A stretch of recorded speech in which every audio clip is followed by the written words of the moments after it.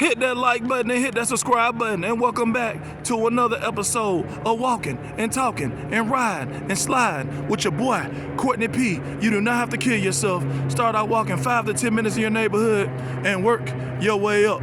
So YouTube, so Birmingham, I want to talk to you guys today about the importance of having beneficiaries.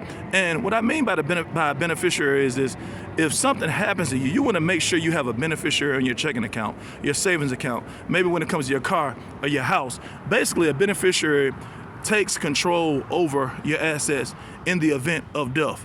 So for example, if something happens to you, you don't have to worry about the courts taking over your car. You don't have to worry about them taking over your house. You don't have to worry about them taking over things you worked so hard for, when another family member or friend could be benefiting from these items you worked so hard for and these assets you worked so hard for. Not only do you want to make sure that you have beneficiaries, I think it's also very important that you keep this information updated. A lot of times with financial institutions, this information stays on file, and after maybe a couple years it gets stale. So I would advise everyone, if they see fit, if they do have beneficiaries, make sure this information is updated at least once a year.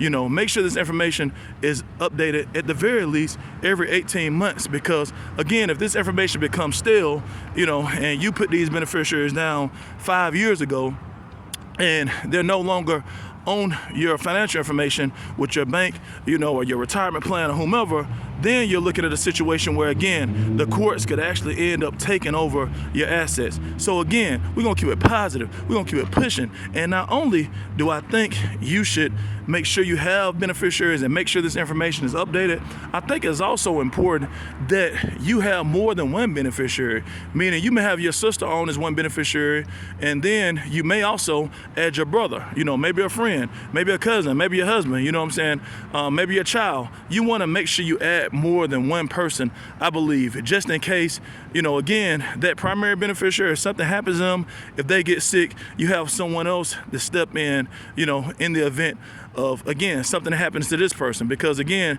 if something happens to you and then something happens to that primary beneficiary, then if you don't have a third person listed, then again, the states and the courts could actually take over, your assets. So again, like I say all the time, we're gonna keep it positive, we're gonna keep it pushing, we're making allies over enemies again and again and again. Thanks for walking and talking and riding and sliding with your boy, Courtney P.